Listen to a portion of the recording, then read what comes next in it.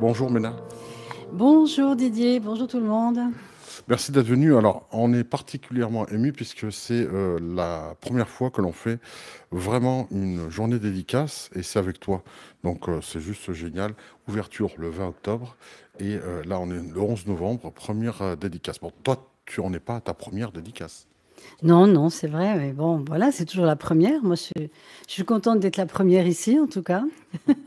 Et je voudrais dire juste que c'est un endroit magnifique, hein, pour ces Ah personnes qui ben ne sauraient merci. pas. Merci. Moi, je trouve que c'est comme un temple, Oui. hein, Bon, voilà. Mm. enfin, en tout cas, Christelle l'a fait comme tel. Mhm. Et ce que j'aimerais te demander, la question que j'ai, c'est lorsque tu écris de ta plume tes livres, euh, quel retour tu as en tout cas à rencontrer tes lecteurs?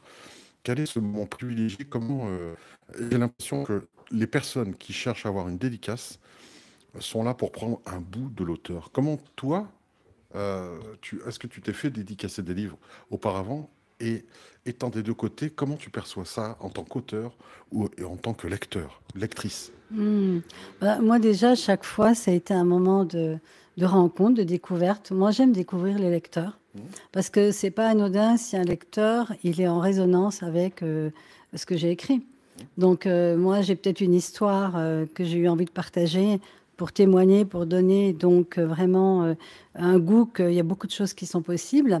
Mais il est évident que les personnes qui sont attirées par ça, c'est parce qu'au fond d'elles, elles traversent quelque chose et elles savent aussi qu'il y a des possibilités et peut-être qu'elles ne les ont pas encore trouvées. Et moi, j'adore pouvoir partager en direct. Moi, j'ai rien à enseigner, j'ai juste à témoigner. Et pour moi, je trouve que c'est la force. Et un livre, c'est un témoignage. Les personnes qui viennent, ben, c'est sûr qu'elles ont envie de me rencontrer en vrai. Mhm. Mais moi, ça ne me gêne pas. Je trouve qu'il y a quelque chose de touchant. Je me rappelle qu'à l'île de la Réunion, la dernière fois, il y avait une dame, elle, j'arrivais pas à arrêter parce qu'il y avait toute une file de personnes qui attendaient. Mais en même temps, elle était tellement touchante. Je sentais tellement que c'était important pour elle que j'ai pris du temps quand même Mhm. pour l'écouter. Mais c'est un moment, oui, c'est un moment de partage, c'est un moment de questions, c'est un moment où souvent les gens se racontent quand même, et ils racontent ce qui leur est arrivé. Et puis ben, moi, j'écoute, j'ai beaucoup d'attention, de compassion. En même temps, j'aime bien dire la petite phrase hein, qui me vient comme ça, qui va faire que la personne, elle va repartir autrement. Oui, ça c'est la vraie dédicace, on va dire. C'est le mot qui est vraiment personnalisé et qui te vient du cœur, Oui. directement pour la personne. Oui, je dirais du cœur, de là-haut, de la source. Des fois, je ne sais même pas qu'est-ce qui me prend. J'écris quelque chose et la personne me dit, mais comment vous savez? Ah ben non, je ne sais pas. Et c'est vrai que j'ai du bonheur. J'ai du bonheur à déborder de ce qui est en moi à des lecteurs Le qui don de viennent. soi, le don Oui, de soi. oui, c'est Alors, ça. est-ce que tu as été surprise parfois par la perception que pouvait avoir? Il y a une intention, on témoigne, on transmet quelque chose, et puis par la suite, lorsque le témoignage est fait, on s'aperçoit, quelquefois j'ai pu m'en apercevoir moi-même, que le message n'est pas perçu de la même manière ou reçu de la même manière.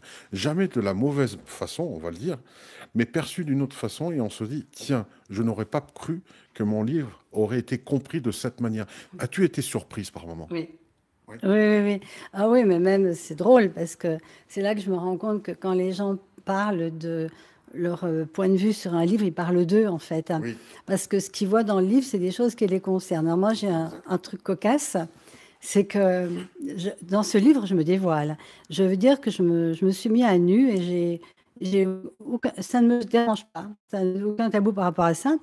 Mais j'ai un monsieur qui lit mon livre et il vient me voir, il me dit, moi, la chose vraiment qui m'a le plus frappé, c'est le nombre comment il a dit, le nombre de mecs que vous vous êtes fait. Oh, Alors là, je suis restée un peu, c'est osé, ah, c'est osé. c'est très Et c'est osé. jugeant surtout. Oui, C'est jugeant. mais moi, ça m'a plutôt fait rire, j'avoue, parce que c'est sûr que en plusieurs années de vie seule, j'ai fait une ou deux rencontres par-ci, voilà. Ouais. Mais lui, il les a comptées, quoi. Il les a accumulées sur le temps, sur les années, quoi. Alors, je pense qu'il devait avoir une grande frustration. Mais je me suis dit, c'est incroyable. Parce que quand même, je parle de choses tellement plus Oui, profonde, intenses, profonde, oui. Ouais, hein. ouais, ouais. Et ça, c'est dans l'anecdote, c'est pour raconter comment j'ai traversé ces années. Alors moi, j'étais sidérée, oui, c'est voilà. L'autre témoignage, c'est une personne qui arrive puis qui fait, quand même, Je me demande comment vous avez fait et pourquoi vous faites toutes ces thérapies, tous ces trucs. Mais à quoi ça, quel sens ça a? Et j'étais là, je me suis dit, mais attends, elle, elle a lu mon livre, quoi. Tout ça est arrivé à moi, je l'ai suivi, je ne vais pas chercher d'ailleurs. Je peux dire que toutes les choses que j'ai faites, tous les enseignements, les guidances, ça est arrivé dans ma vie, j'ai fait, ah oui, voilà. Et donc, c'est ce qui m'a amené à ce que je suis aujourd'hui. Mais il y avait des reproches dans sa voix. Et je lui ai dit, mais il est où le problème pour vous, là? Enfin bon, Oui. oui, il faut quand même avoir le temps et les moyens pour se payer ça. Ah, Alors je me suis dit, bah, le temps, oui, effectivement, j'avais plus que ça. Hein, c'était ça ou ben, peut-être arrêter de vivre. Et puis les moyens, ben, je me les suis donnés aussi. Et je réponds souvent aux gens qui disent, moi, j'ai pas les moyens. Moi, je me suis retrouvée avec rien sur la route, assise sur ma valise, des fois à pleurer, puis tout d'un coup à me dire, ah non, attends, source de tout ce qui est, qu'est-ce qui est requis là maintenant, et tout d'un coup une inspiration qui vient et qui m'amène à aller là ou là. Et toujours, en fait, quand c'était requis de faire quelque chose, l'argent est arrivé. oui. Et ça, c'est ce que j'ai envie de dire à tout le monde. Ces histoires d'argent, il y aurait beaucoup à dire. Hein, c'est souvent un prétexte pour ne rien faire. Hein. Moi, il y a eu des fois, j'avais plus un centime et j'entendais parler de quelque chose. Je me disais, ah ça, oui, ah oui. Et je me suis même pas dit, je vais pas pouvoir, etc. Je me dis, maintenant, comment je fais pour trouver? Voilà. Oui. Et ça arrive. Et j'ai tellement de témoignages de personnes. Tu ordonnes et l'univers pourvoit. Mais C'est oui, enfin, j'ordonne. Je n'irai pas jusque-là, peut-être. Disons que je demande est-ce que c'est requis? Parce que je me méfie aussi des fois des désirs du mental Oui. et j'ai pas envie de sombrer dans une espèce de désir d'action tout le temps. Et le truc, c'est plutôt de me laisser inspirer. Voilà, quand quelque chose vient, je me dis, je demande toujours est-ce que c'est vraiment requis pour mon évolution? Et si c'est Si c'est requis, juste, et si c'est requis, et si c'est juste, voilà, eh bien, qu'est-ce qui me permettrait d'avoir la possibilité de le faire concrètement? Et puis, si ça ne vient pas, ben, c'est que je ne vais pas le faire. Alors là, moi, je suis cool à ce niveau-là, je lâche. Hein. bah, je me permets de donner ton avis là-dessus et comment moi j'aurais réagi si un livre, ce qui n'est pas le cas, je suis pas auteur, peut-être pas encore, j'en n'en sais rien, mais si ce n'est pas perçu dans l'intention, si mon intention primaire n'est pas compris, je vais dire une expression qui va peut-être te faire rire, mais qui est brutale et qui n'est pas de mélancole, c'est de mon fait à moi. La personne qui ne comprend pas, si c'est une évidence pour moi, et ce qui est une évidence pour ce que tu as vécu, je dirais que la personne qu'elle aille se faire briser les bollocks entre deux poils à frire. Voilà. Voilà. Bon, évidemment, tu as une finesse que je n'ai pas. C'est vrai que c'est pas trop mes mots, mais je dirais que là, au jour d'aujourd'hui, j'ai envie de dire, bon, bah, je m'en fous, quoi. Oui. C'est-à-dire que je m'en fous. C'est pas que je me fous de la personne, hein. Oh, Pas du bien tout, sûr. du tout, du tout. Mais je ne prends pas ce qu'elle dit comme personnel. Parce que ce Oui, n'est troisième pas. accord Toltec. Ben oui, non, mais c'est pas personnel en plus de ça. La preuve, les gens, ils parlent d'eux en réalité. Mais il faut me reconnaître que la plupart des temps, les gens, des fois, ils ont des yeux humides d'émotion. Ils me disent merci, vous m'avez tellement aidé, vous m'avez sauvé la vie. J'ai eu des personnes qui m'ont dit ça.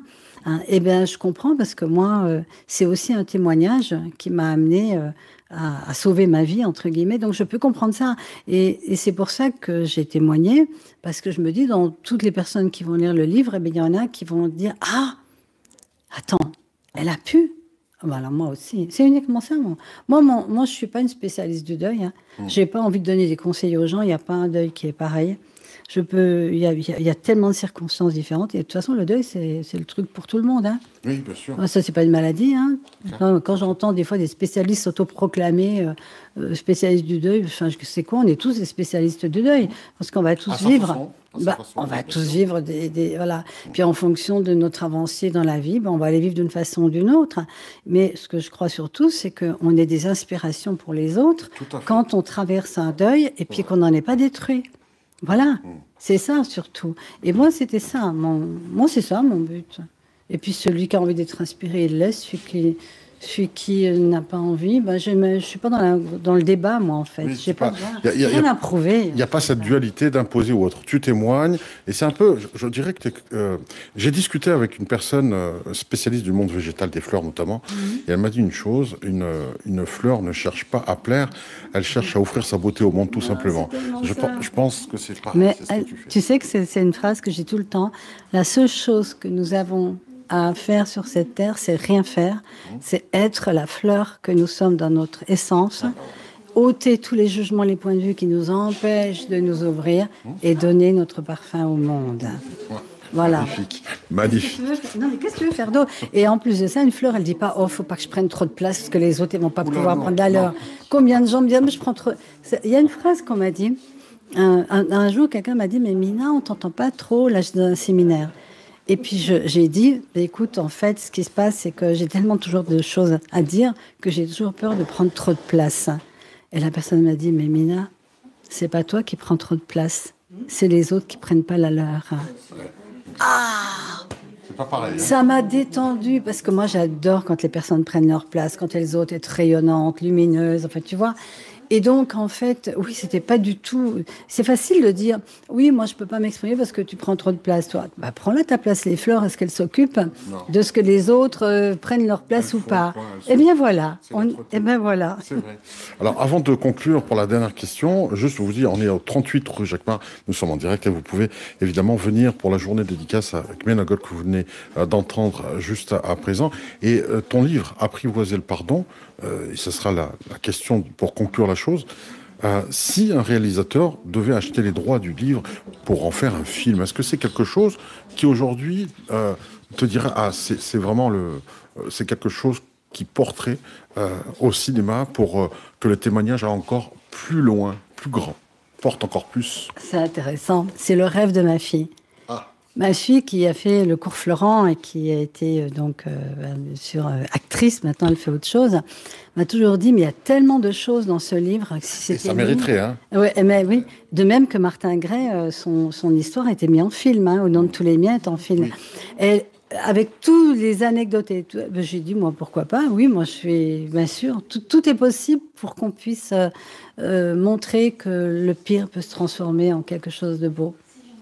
Tu es consciente quand même que le pire serait scénarisé, filmé, monté, joué par des acteurs. On a par exemple l'exemple de Tina Turner qui a eu sa vie, c'est en biopic, et elle a trouvé la projection difficile.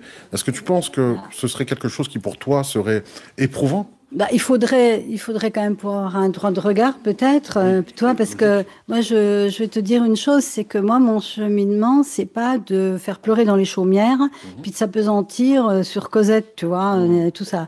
Parce que moi, j'ai vécu un interview avec un journaliste, en plus, que je connaissais bien. Je lui avais dit, OK pour l'interview, mais ce qui m'intéresse, c'est le parcours de résilience. Parce que c'est ça, la force, la beauté, en fait, du chemin. Oui. Quand l'article est sorti, les 3/4 de l'article, c'était sur tout ce que j'avais pu vivre, la violence et ceci. Et il y avait un petit chapitre minable. Et ça ce qu'on appelle les journaleux pour faire vendre. Ça m'a rendu mais tellement en colère que j'ai exigé que ça sorte pas. D'ailleurs, il me parle plus maintenant. Mais franchement, non, ça, je pouvais pas l'accepter. Donc, la condition, c'est vraiment, c'est pas pour faire pleurer dans les chaumières, le gros drame et tout. C'est vraiment, voilà ça, un fait. Mais comment on peut le transformer, comment elle a fait, et c'est possible. Voilà. Donc il faudrait que les 3/4 du film, enfin voilà, qu'on montre le drame, oui, mais qu'ensuite tout le reste, la majorité du film, soit consacré au parcours. Ah oui, de toute façon, c'est ça mon livre. Il y a les faits, parce qu'il faut bien partir des faits, puis après c'est tout le cheminement, les rencontres, les voyages, les thérapies, les trucs un peu fous, il faut dire ce qui est, hein, marcher sur le feu, sauter à l'élastique, et puis plein d'autres que je ne sais même pas comment j'ai fait. Mais quand on est dans le feu de quelque chose, dans le mouvement d'une transformation, tout nous paraît, ce qui paraît incongru aux autres ne l'est pas pour nous. En tout cas, un très beau témoignage, et vous pouvez en profiter dès aujourd'hui pour avoir votre dédicace, un bout de Ménagol. Est-ce que ça vous dit? C'est tout de suite au 38 rue Jacquemart à Romans. Merci à toi, Ména. Merci beaucoup. À bientôt.